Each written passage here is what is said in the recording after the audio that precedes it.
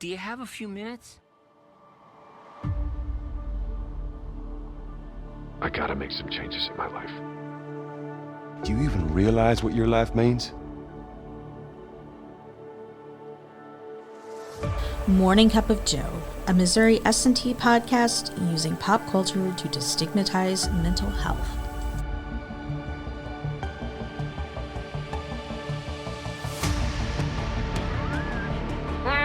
Fake laugh, hiding real pain.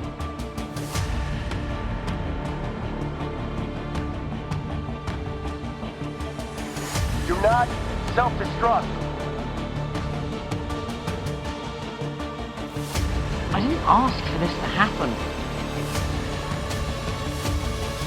Join us in using everyday examples to explain usable techniques to help improve your mental well-being. Stay a while and listen. Welcome back, minors. My name is Tracy Kriegel, and I'm a counselor here in Student Wellbeing. My name is Amber Johnston, and I'm also a counselor here in Student Wellbeing, and it's time for your Morning Cup of Joe. So, Tracy, today let's talk about perfectionism. What do you think about when I say perfect? Oh boy, my mind circles around to, this sounds so silly to even think about this, but because I have this picture of people, you know, you think about that long-awaited Victoria's Secret model show. Yeah. I really think about, like, the perfect person who walks down that stage. Oh. A lot of times I think about that. You know, Like just the angels? Yeah, the angels. Victoria's Secret angels? Victoria's Secret angel. Why I think about that, I guess it's just because, like, when I was a kid, I always saw people as that perfect image. I think they sold it that way. They did. You know, like you waited every year for the fashion show. I loved fashion shows. Like, I've always been a person of design and, you know, like fashion, and I love stuff like that. No, not at all. But I do. I love fashion. I love design. So I like things to be organized and, you know, crafted just the right way. So I've always loved the Victoria's Secret models. And I just always enjoyed, like, the different clothes. I love that they've expanded out into clothes. But they, unfortunately, in a way, have created a false perception of perfection, which is kind of a sad thing. But most of them are very beautiful women, and they've kind of created this idea of what perfection looks like. So when you say that, unfortunately, my brain goes there. It probably shouldn't go there, but I see that because, you know, when I was a little girl, I had Barbie dolls. Right. And tons of dresses, and the images of Barbie was perfection. Yeah. And that's kind of what got sold to us was that, like, that idea of Barbie perfectionism. And then when we got older, it got into the Victoria's Secret stuff, and we were sold that, hey, this is what a woman is supposed to look like. And there was heavy ideas of perfectionism and around it. And there's a really interesting documentary about it. Like, have you watched that at all? I haven't, but that was hard, I think, on me as a kid growing up. Because I had to meet this certain level of perfection, and being a cheerleader growing up, I had to have just the right body type, and that was difficult because you had to wear your hair in the right ponytail, and you know, I think that's why I probably go there, is just because growing up according to that level of perfection, just having to meet this certain standard, and so, you know, you had to have a certain weight as a cheerleader and meet this certain expectation of going into this mold of meeting this perfection standard. Right. So that's why I think my mind and brain goes there almost instantly. Well, and when we looked at those images, they were all airbrushed and not realistic. But so we were sitting there beating ourselves up for these airbrushed images that weren't even possible. I mean, they had professional photographers, and they were able to work out 10 hours a day and then act like they never worked out at all. Yeah. Like, that was kind of the way that culture was. Right. Well, I do photography too on the side for fun. Uh-huh. Not that I'm a professional photographer, but I do photography. And when you're doing photography, you want the perfect image. You want the pose to be just right. And, nowadays you can do Snapchat, and what do people do? They do the same thing. They do the same thing. They put filters over, so they airbrush their face, and all that so they can look perfect. Right. There was one filter that I was messing with one day. Like, I saw somebody using it, and I was like, okay, I gotta play with this. So, like, I totally played with it. And I am a 40-year-old woman, and it made me look like I was, like, 20, if that. And I'm like, and it didn't even look like me. I'm like, but think of what that does to somebody's head. Yeah. Like, you look at this, and it's a warped funhouse mirror version of yourself that's airbrushed perfect. Yeah. So And into, like, that can be really mess with your head. it is. And like in the 80s, they came out with glamour shots. Oh my gosh, yes, I had the. They're But terrible. Like, they're hidden in a drawer far, far away. We do not talk about the glamour shots. It's so funny. But now they have all these filters that you put on. I'm thinking, for me, I want it to be la natural. Yeah. And the la natural is, to me, I like it to be a natural shot Uh-huh. because that's real. That's a real image.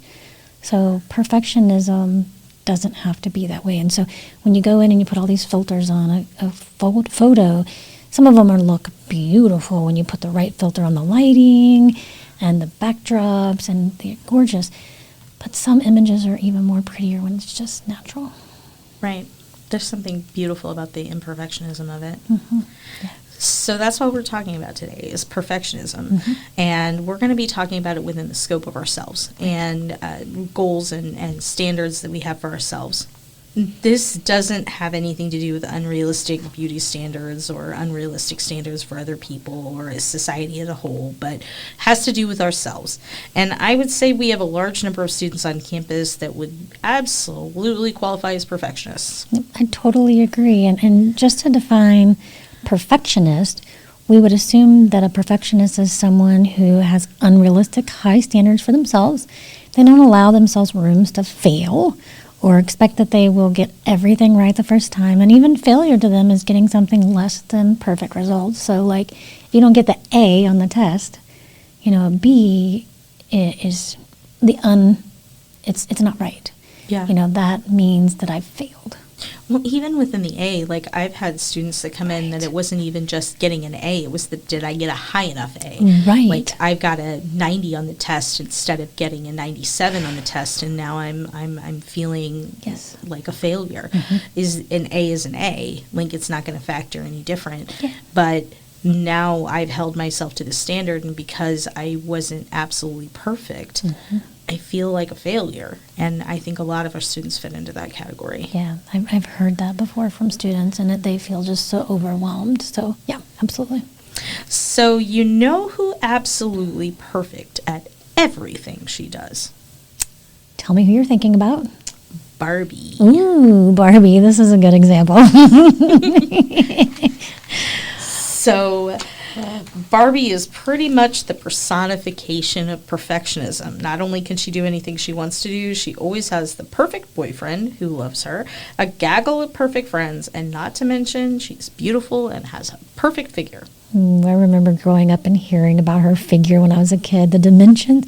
But let's talk about this. This is so interesting. You and I were talking about this, but let's go into this. So her dimensions have changed so much, Amber. Yes.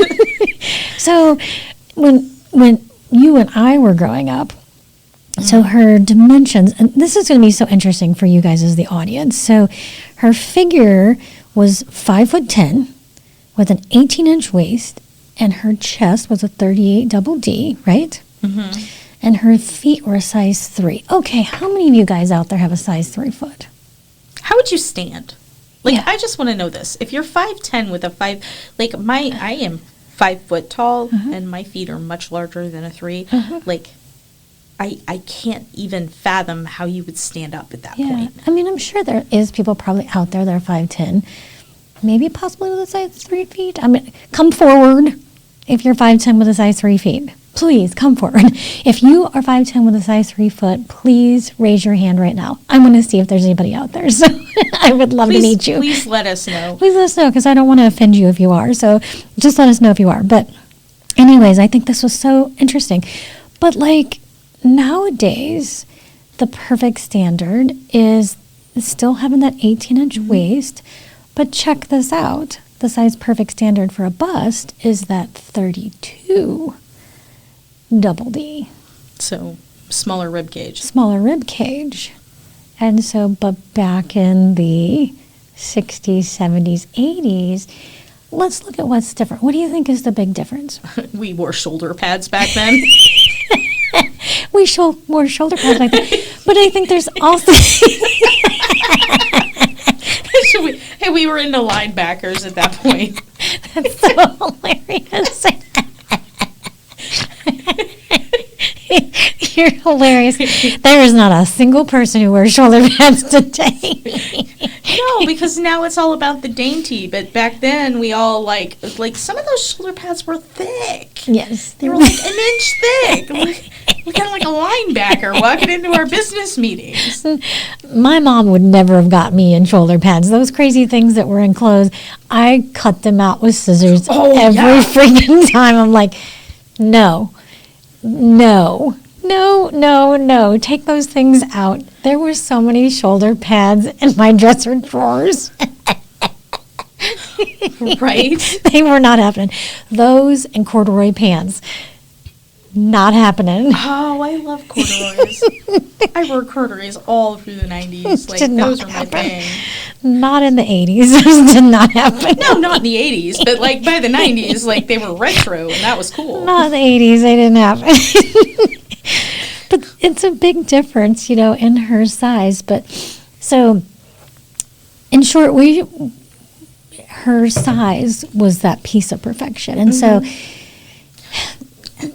where you were going with it is 80s was all about the bust. oh, it was. And now it was all about having a big bust. And so what did they do? They made her with a bust, like her rib cage was like almost twice as big as her waist. Right. And so she's got this ginormous rib cage with, and just tapering into this teeny, teeny, tiny waist and no hips. Right. And now Barbies are a little bit more proportionate and a little bit more hourglass and less of a big triangle. Right. And so that was, I think that came along with what the image was of the woman. And what the idea of perfectionism is. Perfectionism was, yeah. And so there's a lot that you could go into with that, too. Well, Wanna right. dig down deep into that. Well, because it kind of shows you that society's view of what is perfect changes. It does. Because what was ideal beauty in the 1920s is absolutely not the same as what the ideal beauty is now. Mm-hmm. Back then, you wanted a little bit more weight than we would consider ideal now. And then you went through, the 60s and 70s, and it was more the waifish. Now it's more of that full-on hourglass. Like, it changes. Yeah. Well, I'm glad we're not in the 20s because all women typically had to wear corsets. And I don't think I could do that today. What about you? Well, the corsets, those were like 1910s, Okay, so 1900s. let's go By the back. 20s, they'd gotten rid of them. So then you went through this time frame where it was like you wanted the boyish figure, no lines at all, no Right. hips, no breasts, no nothing, just straight up Straight and down. lines. And then it got to a point where they wanted a little bit heavier, so it was cute to have a little more of a round face, and that was what was ideal. Then it went into the 30s and it became the extreme hourglass, kind of like what we have now, Right. the 30s and 40s. Yeah. So, boy, design and fashion has really... styles have changed so drastically. much over the time. So... Well, let's I guess we can Go back to the subject let's here. go back to the subject. But, I think one of the girls in the Barbie movie, though, makes that point and blames her for the unrealistic beauty standards. And so I think she was created to be an inspiration to girls, that they can be anything that they want to be. And I think it was to break out of the pre-existing gender stereotypes. Right, because when you look at Barbie, you think of, like, she can be an astronaut and an engineer and have a social life and do this and do that. She's all the things. Like, that's what she was made for. But at the same time, she does everything perfectly. Right. And so she can be a mother and a model. She can be literally anything and do everything perfectly. And it isn't about just beauty and success. It's about everything in Barbie land. So, like, when you look at the Barbie movie, let's talk about the Barbie movie. In Barbie land, she wakes up every day with perfect hair. She has a perfect job. She eats a perfect breakfast, and everything is absolutely perfect. Until one day, it just isn't anymore. And she starts to see cellulite, and her toast is burnt, and she falls, and not everything is perfect anymore. So let's think about when students come to college. Let's relate that over to today. So many of them excelled at everything they tried. Most of them were known as the smart kid in school, their schools, and looked at always getting everything right. So just like Barbie. And then they come to an environment like this one where things are harder. So just like when Barbie woke up, when they're struggle for the first time, and think how hard it is when it hits them. Right. We look at Barbie and we see her freaking out because her orange juice is expired. Like, she's never experienced expired orange juice. And it's meant to be comedic, but everything's always been perfect for her, and she's never really had to try. It just kind of was. Like, it was. The orange juice never expired. The toast was never burnt. It just always was just perfect all the time. And I want you to use that and think about how many students you've had tell you that they've never really had to study before, or they've never really had to try to retain information. They just heard it once and they just remembered it. Just there. And then some of them even rarely ever read their textbooks in high school. And then they just listened to class and understood the material. And then they come here, and for the first time they have to study and read their textbooks, often more than once, in order to understand the material. And that can be a huge shock. And it can be a big blow to our self-esteem, because it feels like, our identity, just like Barbie's identity, was built on that idea of being perfect all the time. When that's challenged, then it can be a blow to our self-esteem. Maybe you feel like, maybe I'm not smart as I thought I was. Why, and then we look at other people and it looks like it's easy for them, or we might feel like it's easier for them, but are they doing the same thing? Are they casting this illusion that it's easier for them because they're thinking it's easier for everybody else? Like, are we living in this world where everybody wants us to think that it comes easy for us? Right. And that became part of her identity, that everything was perfect. Yes. Every day was consistent. Everything was the status quo. Nothing changed. So that's how she saw herself, as perfect. And I think that's how it has become for students, too. Everything was just easy. They got up, they went to high school, they had their sports, they had, exactly everything was very predictable. And now it's not predictable. They don't have a study routine. Things are not the status quo. And so that level of perfectionism isn't easy to attain. The toast is burnt. The orange juice is expired. Those things have created a change and a challenge.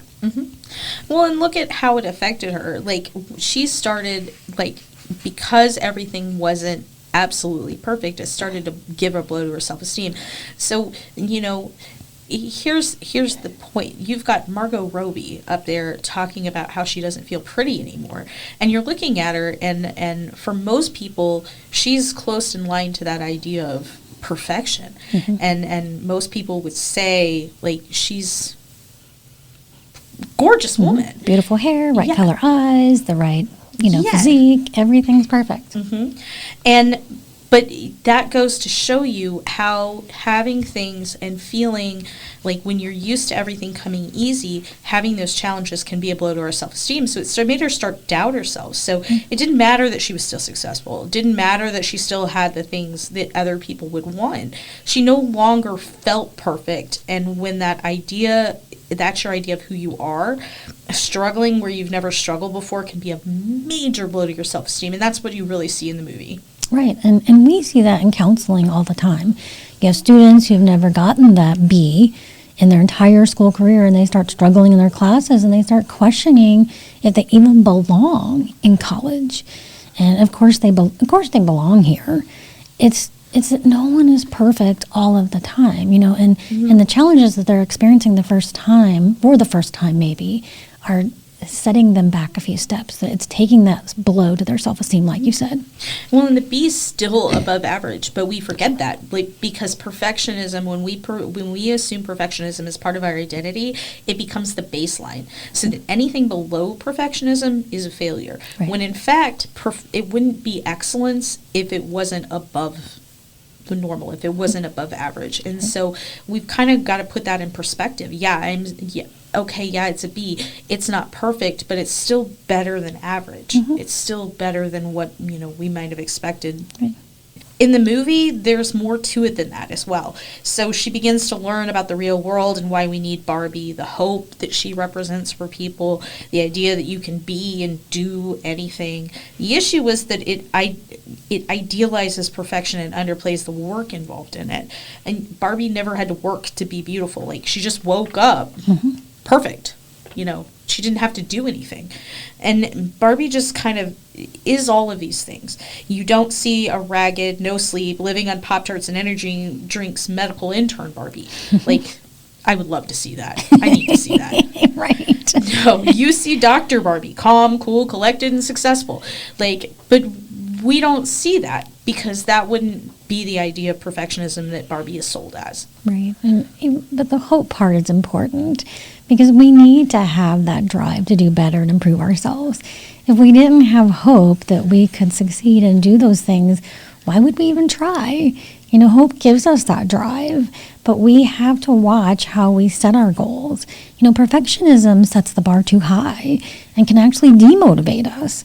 If we see anything less than perfect as a failure, if I feel overwhelmed, how much am I going to want to try in that case?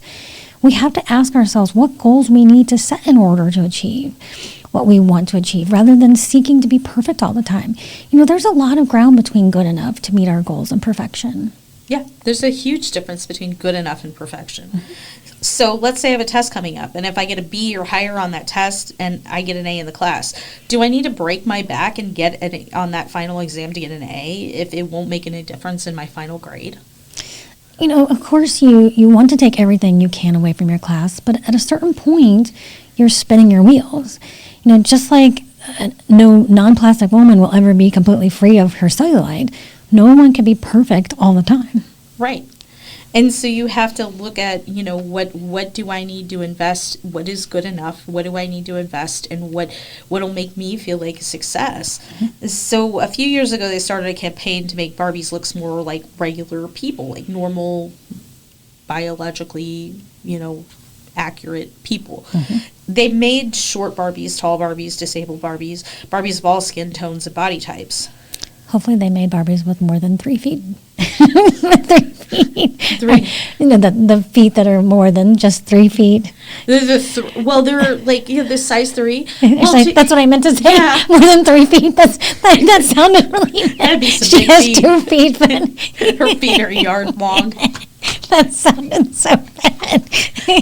She has 2 feet, but feet that are more than just an average 3 feet. So Well, yeah. to give you an idea, my size is right on the borderline between kids' shoes and adult shoes, because I have teeny tiny feet. Yeah, I'm you a have small teeny tiny feet. person.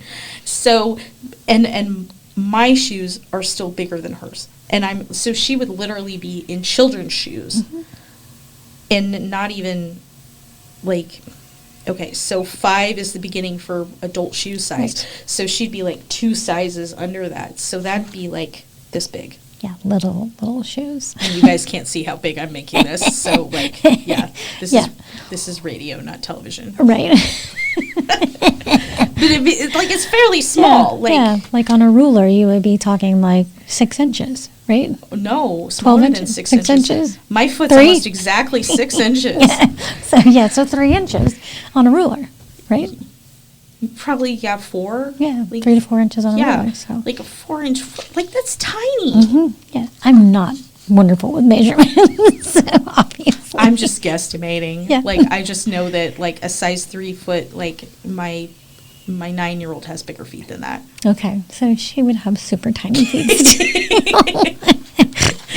So I fit really well with blonde Barbie, don't I? Well, all the Barbies when we were a kid, they all looked the same. Mm-hmm. Like they were, you had Barbie's friends that had Teresa and was it Stacy? Was that the other Stacy one? was a Barbie, yes. Stacy was the redheaded Barbie, right? I think so. I think so, because I I think have all to mine look were them up. Stacy. Everybody got me Stacy ones because I have the auburn hair, so everybody's Okay. like, here, you get Stacy. Stacy. But all the Barbies were blonde. Well, now they kind of, I think, have branched out in the hair color department. They do. They have multiple colors of hair. I like the Laugh Out Loud dolls. The LOLs. LOL dolls, yes. I mean, they're not really Barbie dolls, but I love them because they're they have so much expression, so much character. They have different dress. I mean, they have different colors. They have all this makeup. They have unique outfits. Aren't they teeny tiny? They're smaller, but I just enjoy their expression. They just have different body figures, and I just feel like they have the ability to express more of a genuine culture of people. They're not like this perfect little Right. image of like perfection. They're just like I don't know. I like them. Well, I feel more connected to them, that they're not just this like perfected image. Like kids, I think, like my grandkids, they really like the LOL dolls. I see them just really playing with them more. It's like they can get dirty. Yeah. Well, and They're that's not going to break.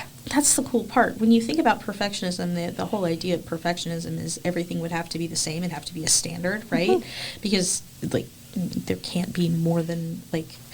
But when you get into the idea of having a variety, like the LOL dolls, like that's what the excitement is, because having everything be exactly the same, everything being blonde and 5'10" and with an 18-inch waist, which don't even get me started on that. Like that's boring. Right. That's boring. Yeah. But you get into all of the different hair colors and all the different skin tones and all of it. Like that's exciting and different different body shapes and that's the beauty of humanity. Having all of the variety. Well, I think it's just it allows you to be you and have that Yes. freedom of expression, and people can be themselves. And I think that's what's important. And as a student, expressing who you are through your own works, understanding that you don't have to be 100% perfect at all times. I see students who come to campus and they expect they're going to graduate in 4 years, and you're on that 4-year plan, and you get through your sophomore year, and at the edge of your sophomore year or the beginning of your sophomore year, your junior year, you fail a class. And in failing that class, it derails you from that 4-year plan, and you feel as though things become so hopeless, and you become very stressed, and you get overwhelmed, and that ideal image of perfection crashes because now I have expectations, I have scholarships, I have financial needs, and there's a lot of things that kind of crash into that, and things become very overwhelming because I didn't meet this level of, I have to be a perfect 100% of the time. And then you have to go through all the thought process of, okay, I've got to put on some critical thinking skills here, and how do I manage trying to get that 4-year plan? Well, maybe the 4-year plan has to be altered a little bit. Maybe you have to be here an extra semester. And experiencing that is not the end of the world. I remember when I was in my undergraduate work and getting my bachelor's degree, I didn't graduate in May. I graduated in August. And that was okay. I had to be okay with graduating in August, at the end of the summer. I still got to walk, with my May graduation, but I still had to go and finish my summer. And so it was hard because I didn't really get to, I think I did that. Yeah, I got to graduate, I got to walk with them, but I didn't fully get to graduate until August. That was tough. So, but those are difficult times. You got to still just kind of push on through there. And so, we don't always get to, that standard is difficult. And so it's impossible. It's impossible. Like, it's impossible to be perfect all the time. You can't get perfect at every, class. You can't be perfect on every project at work. You can't get perfect grades all the time. You can't be perfect. Like, that's unrealistic. It's not possible. Nobody is good at everything. Nobody's like, the whole idea of Barbie, that whole idea of perfectionism can't exist in the real world. Right. And it would get boring, I think, Yes. at some level. Like, Why would you want to? right. If you go back to the movie of Barbie, that same morning routine, that same level of perfection, if you had to live in her world, I would think that would be rather boring. Oh my gosh, yes. That would be so boring. Because you think about how good it feels. If you've ever succeeded at something you've really had to work for, really had to try for, something you've even failed at maybe a couple times before you finally got it right, that feeling is amazing. But if you're perfect all the time and you get everything without even trying, are you ever going to value any of your successes? Are you ever going to feel that sense of accomplishment because you've gotten something you've really worked hard for? Like, you're not going to ever get that. It's like taking all the color. Like, just like everything in Barbie Land was pink, like, everything's the same color. Everything's boring and monotonous and monochromatic. Even, like... Yeah, I think, recognizing there can be a different version of us. Yeah. And so sometimes that element of change can help us realize that what isn't perfect can bring change, can bring a newness, And so even though Barbie woke up and things were different, it had to motivate a level of change. Right. And that's having everything, when we look at the idea of perfection, it's going to be different for each person and what they value based on, we've talked about core beliefs before, but based on those core beliefs, based on, personal preferences, based on this, based on that. That's why there can't be any idea of what perfect, like a standard definition of what perfect is. It's not something realistic. It's not something obtainable. It's a abstract concept. So I guess if you think about it, if you get everything perfect without even trying to ever even learn how to face adversity, what happens in high stress situations? You would kind of react like Barbie would, didn't you? Or wouldn't you? We learn to more and more to grow by overcoming challenges. It strengthens our character. It helps us become more resilient. We learn to be humble, be able to learn from those around us. It's in the terms of engineering. Wouldn't you want to hire somebody who had gotten would you want to hire somebody that got everything right the first time, or would you want to hire somebody who took long hours breaking things down and troubleshooting and figuring out why something wasn't working? Right. Who's going to have a better understanding of what they're working with? Right. Well, and within that, you learn critical thinking skills. Yes. I think critical thinking skills is very important in this day and age. If somebody always gets everything right the very first time, you don't develop critical thinking skills. No.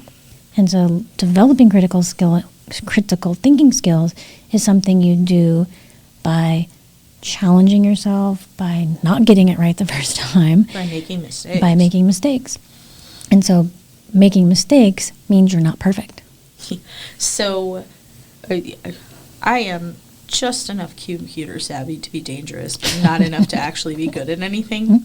So one time when I was working, this is a prison story, by the way, I was working at the prison, and I leaned over my computer and managed to turn my screen upside down. Oh. I had no idea how it did it. I had keys on my hip. The keys hit the computer. I have no idea what it hit. And so I'm sitting there, and I was maybe 25, 26 years old. No clue what I had pressed. No clue. And so I was freaking out. I am not a computer person of any kind. And so I ended up having to call somebody and figure it out. Well, so then now I knew how to change the computer around the screen so that it posted presented sideways and upside down and all this other thing. So of course I used that knowledge for good, actually, like good, yes. No, I pranked everyone. Like I would go into their housing units and flip their screens upside down. So they'd come in and turn on the computer and it'd be upside down. But if I had never made that mistake, like I would have not learned how to fix it. Right. So then I wouldn't have been able to do any, like, it was just a silly accident that turned into a learning opportunity. Right. And I think that's just what makes us, learn and grow, and that's what's important. Yeah. So when you face adversity, I think it's learning to embrace the challenges that we have. And so, I think as students, learning to overcome adversity is important. And I think you grow with that challenge. So if you're struggling with perfectionism and you know that's a problem, embrace it. And recognize it. How do I take the steps to first acknowledge it? Recognize that you're not a failure because you've made a mistake. Unhooking from the thought that I'm not going to achieve success just because I made a mistake. Finding the skills to push forward. Finding some emotional balancing. Recognizing you're using critical thoughts. And finding ways to move forward, from the critical thinking that you've had towards yourself. I think finding some ways to balance. If you're continuing to criticize yourself, continuing to feel upset, anxious, depressed, this is that place where you might need to reach out for some assistance. Right. Yeah. Well, and we have a group, the Grit and Resilience group, that can talk about like how to deal when we make mistakes, when we make failure, how to have that grit and resilience to be able to get back up, dust ourselves off, and go on and succeed. And we did a podcast a while back, back when Nathan was the co-host. So it was like first semester or fall semester, like 2 years ago. Anyway, we did one on famous figures that had failed before they succeeded. So we talked about like Stephen King and all of the times that it took him to try to submit to a publisher before he finally got somebody to publish his first novel, and some of the other people that had struggled in that way. Just know that you're not alone, and that nobody is perfect, and that we all have skills, and it's that diversity of skills, diversity of experiences that actually makes things function the best. Right. One thing I just want to kind of bring up too is sometimes perfectionistic thinking and behavior, is type an OCD type. It can stem from, that ongoing effort to avoid the discomfort that results from a sense of uncertainty, of danger and judgment. Yeah. So, that can be that if you find yourself that you deal with like OCD type behaviors, perfectionistic thinking can be that underlying piece of OCD. So if you have always suffered with obsessive compulsive disorders, if you've been diagnosed with that and you deal with perfectionism, that's something, if you need assistance with that, don't hesitate to reach out as well to one of our counselors here on campus, or if you're in the community and you deal with that, don't hesitate to reach out to a counselor in the community as well, because perfectionism can truly be something that people deal with that can be a lifelong, debilitating condition. And so it's one of those things that I would really encourage you to reach out for assistance, because it can really be a problem for people. Perfectionism's overrated. Right, definitely. So, but, recognizing it can be one of those things that can be helpful when people acknowledge it, move through. So, basically, the core of what we're saying today is that success and beauty and all the other things we strive to be perfect are not something that we can ever, be perfect at. And not all of our classes, not all of our papers, not all of our projects. We're never going to achieve perfectionism or perfection. We're going to be flawed and human, and that's the beauty of it. Yeah, today needs you, and be what you're designed to be. You know, and you can't rush or create something that you're not, that you aren't. And perfectionistic thinking would make you feel or think that you need to be something that you're not. Yeah. So combat those thinking errors and recognize that you are who you are and be Right. who you are. That's Right. important. We're not plastic people. That's right. In a plastic world. No. And thank goodness not everything is pink. Right. Thank God. I love color. Pink and color.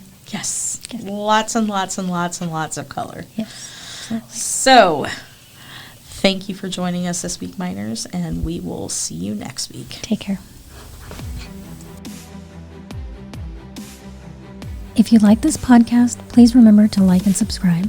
To schedule an appointment or to reach out to us about future topics you would like to see, please email us at wellbeing@mst.edu. You can also reach us by phone at 573-341-4211. We are located at 204 Norwood Hall.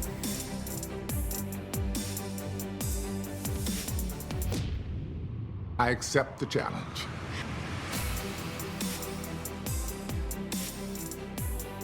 Get out there and do your best!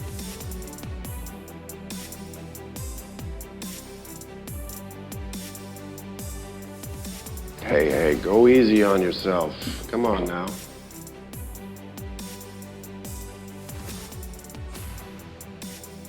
Now you're talking!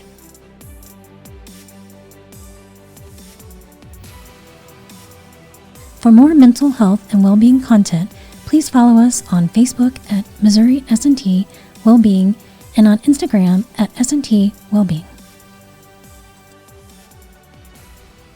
But most importantly, Never give up.